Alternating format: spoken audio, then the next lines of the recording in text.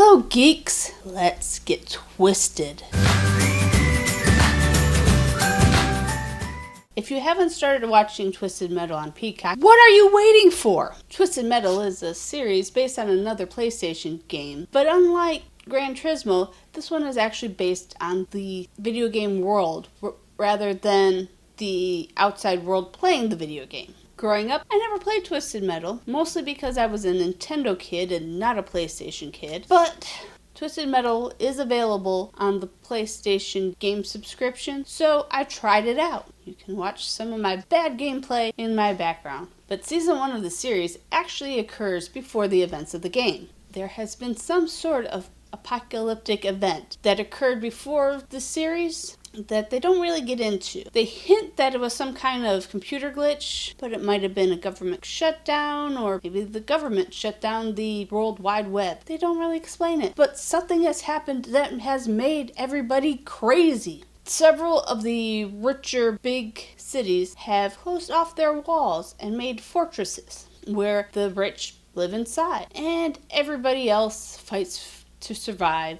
And when I mean fights to survive, I mean if you don't have a way to kill somebody, you're probably already dead. To get supplies from these big cities, they use delivery people that they call the milkmen. Season 1 mainly follows the story of John Doe, a milkman, and his adventure to go retrieve a package from one city, take it back to New San Francisco, where he is promised a life inside the walls. Of course, as any quest, his is not that easy, and he must find party members to help him survive the task at hand.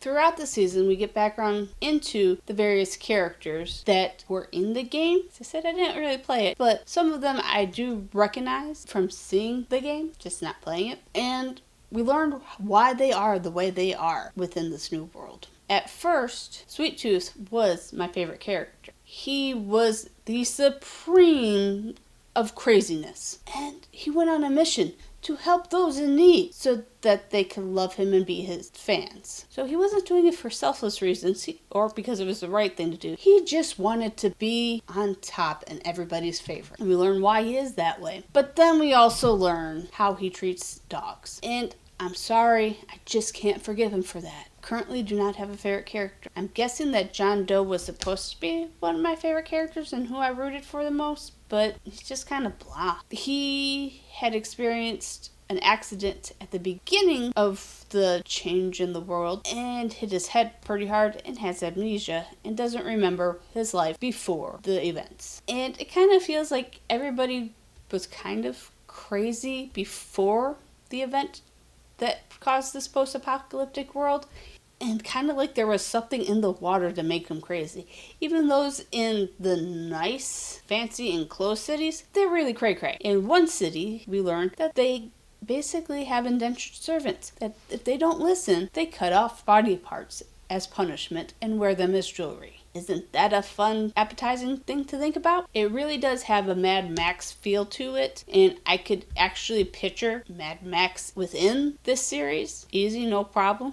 And even though I didn't play the game, I do love post-apocalyptic genre. So this series was definitely very enjoyable, and I would suggest it if you enjoy post-apocalyptic type films and shows. Even if you didn't play the video game, as I said, I didn't play the video game, but I was very intrigued and enjoyed this series. Binge watched it. I think within a week we finished the series. Well, the season. But now, geeks, I want you to think about this. If you lived in this world and your best chance of survival was having a badass vehicle to drive around in with weapons, what would it be? I think I would go for like an Indy car because they're small and fast. So hopefully the other people's weapons I'd be able to avoid because they were looking for a bigger vehicle to hit. However, if they have a monster truck, I guess they could just run me over. But I think I would equip it with mostly like cantrips and things that will slow them down and help me get away faster. Because it's not about who's the fastest. It's about who's not the slowest. And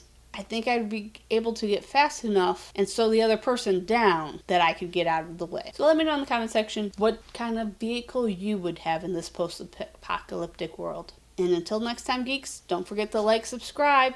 See ya!